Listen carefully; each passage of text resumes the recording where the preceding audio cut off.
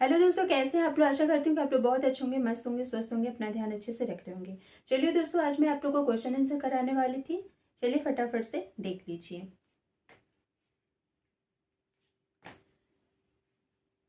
दोस्तों, पहला प्रश्न है, वर्ड का शाब्दिक अर्थ क्या है। वर्ड का शाब्दिक अर्थ क्या है। तो वर्ड का शाब्दिक अर्थ है दोस्तों, ध्वनि का वह लघुत्तम अंश जो अखंडित हो, वर्ड कहलाता है। प्रश्न नंबर दूसरा है, संस्कृत वर्णमाला में कुल कितने वर्ण हैं। तो संस्कृत वर्णमाला में कुल 50 वर्ण हैं। प्रश्न नंबर तीसरा है, कुल कितने स्वर वर्ण हैं। तो कुल स्वर वर्ण 13 हैं। कुल स्वर वर्ण 13 हैं। और प्रश्न नंबर चौथा है, व्यंजन वर्णों की संख्या बताइए। व्यंजन वर्णों की संख्या बताइए। तो व्यंजन वर्ण की संख्या कितनी है, 13 है। प्रश्न नंबर 5वां है, मात्रा से आप क्या समझते हैं। तो दोस्तों, मात्रा को, उच्चारण काल को हम मात्रा कहते हैं। उच्चारण काल को मात्रा कहते हैं। दोस्तों, प्रश्न नंबर 6वां है, किसी वर्ड को लुप्त करने के लिए क्या करना पड़ता है। तो दोस्तों, किसी भी वर्ड को लुप्त करने के लिए, स्वरों को लिखने के लिए दीर्घ स्वर के आगे हमें 3 की संख्या का चिन्ह लगाना होता है। 3 की संख्या का चिन्ह लगाना होता है। कौन से वर्ण संध स्वर कहलाते हैं। दोस्तों, कौन से वर्ण संध स्वर कहलाते हैं।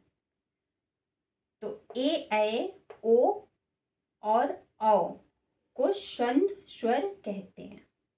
प्रश्न नंबर 8वां है, स, ख, श और ह को ऊष्म वर्ण क्यों कहलाता है, मतलब क्यों कहा जाता है। तो स, ख, श, ह को के उच्चारण से मुंह से गर्म वायु निकलती है, इसलिए इसे ऊष्म वर्ण कहा जाता है।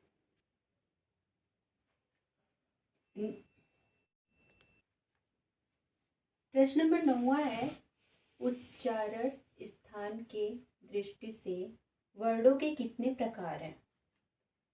तो वर्णों के उच्चारण स्थान 7 है।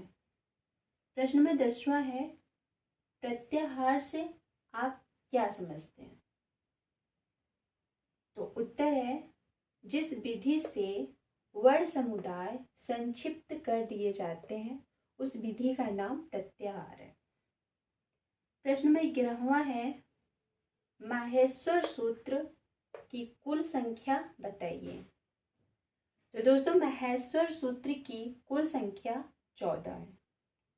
प्रश्न नंबर 12वां है, एक प्रत्याहार में कौन कौन से वर्ण आते हैं।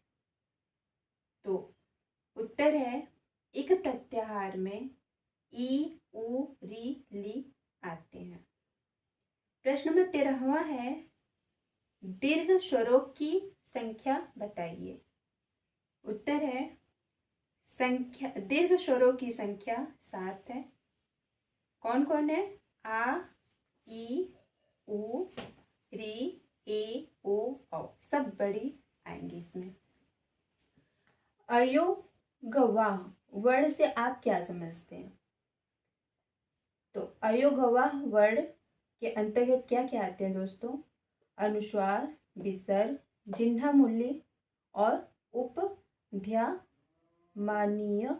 ये 4 वर्ण आते हैं। उपध्मानीय, ये 4 वर्ण आते हैं। दोस्तों, आगे की वीडियो में हम वर्णों के उच्चारण स्थान का प्रश्न उत्तर देखेंगे। और आज के लिए इतना ही। नमस्कार।